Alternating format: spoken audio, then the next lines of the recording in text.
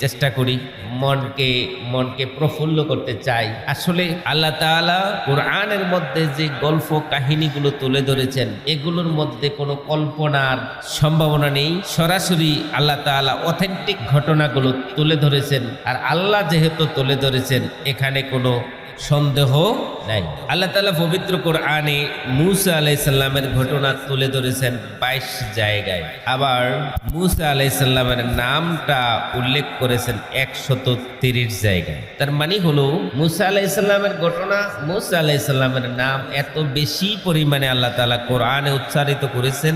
আল্লাহ বোঝাতে চাইলেন এই ঘটনার মধ্যে উম্মতে মুহাম্মাদের জন্য অধিক পরিমাণে শিক্ষণীয় বিষয় রয়েছে। যদি তারা এই ঘটনাগুলোর মধ্য থেকে শিক্ষা নেয়, তাহলে আশা করা যায় তারা হেদায়েত প্রাপ্ত হয়ে যাবে।